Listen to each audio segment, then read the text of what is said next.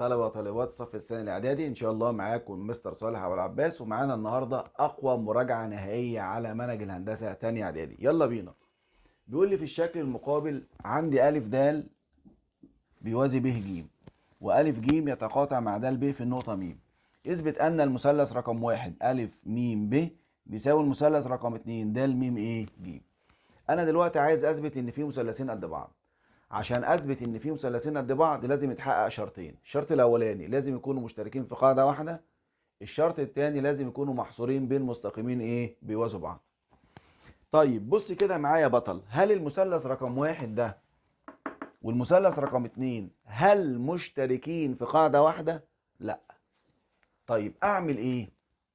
هروح ارجع خطوه للخلف وهدور على مثلثين كبار مشتركين في قاعدة واحدة ومحصورين بين مستقيمين متوازيين.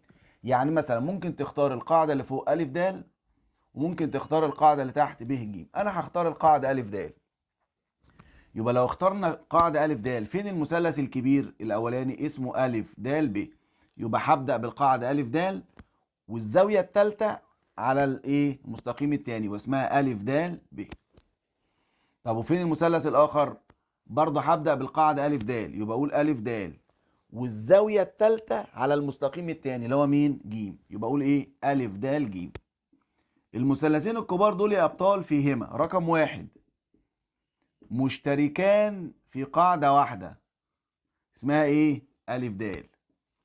ده مش كده وبس، ده كمان محصوران بين مستقيمين بيوازوا بعض. اللي تحت اسمه ب ج واللي فوق اسمه ألف د.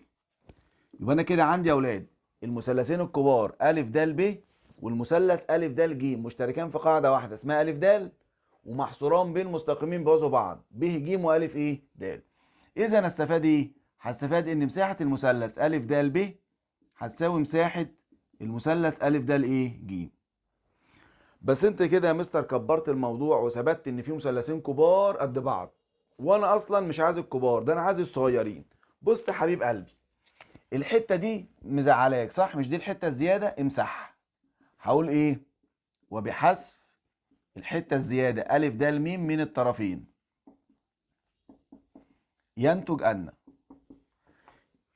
يعني كده ثبت المثلث الف د ب بيساوي المثلث الف د ج.